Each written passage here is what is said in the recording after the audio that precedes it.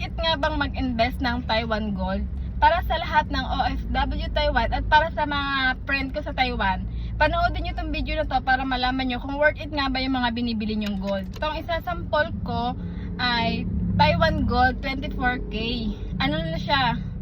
Patid siya. Patid. Ang timbang nito ay 8.2. 8.2 dito sa Pinas. Isasample ko siya sa Palawan, sa Cebuana, at saka sa Villarica. Kung magkano nga ba ang 24K Taiwan Gold na 8.2 ang bigat. Ang una ko nga pinuntahan ay Cebuana. Sa labas pa lang naaninag ko na maraming tao. At pagpasok ko nga sa loob ay hindi nga ako nagkamali. Binigyan ako ng number ni Kuya at nag-waiting ako na tawagin ang ating number. Pang 26 nga pala tayo. Nung dumating ako, nasa 20 na ang tinatawag nila. Siguro nag-waiting din ako ng mga 10 to 15 minutes. At nung tinawag na nga ang number ko ay lumapit na ako sa counter. Nakita ni ate na putol yung kwintas. Hindi daw sila tumatanggap na putol na kwintas. Kaya sabi ko, ipapa-appraise ko lang ate kung magkano. Kaya sinabi naman niya kung magkano. Sunod ko naman pinuntahan Palawan. Dito naman walang tao pero medyo masungit si ate kaya din ako nagtagal.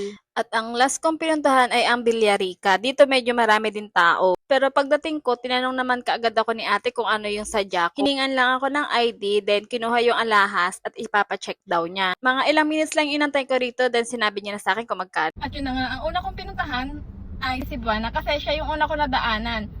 Tinanong ko kung magkano yung sagad na appraise. Pero sabi ng Cebuana, nakita kasi nila na patid, sabi niya, ma'am, ipahinang mo muna.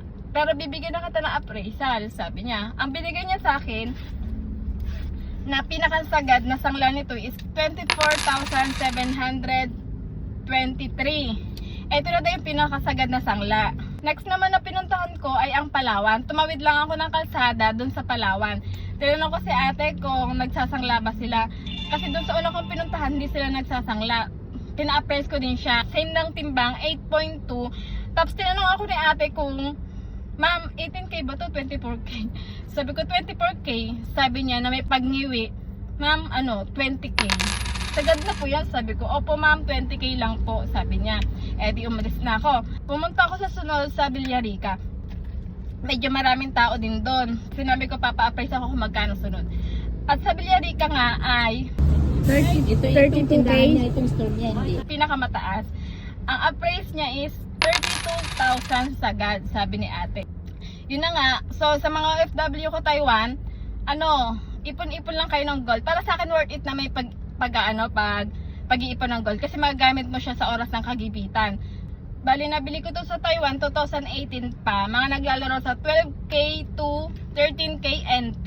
Pero ang value na nito ngayon dito sa Pinas is 32K sa peso. Kaya sa mga OFW is worth it naman kung mag-iipon kayo ng mga gold, investment nyo.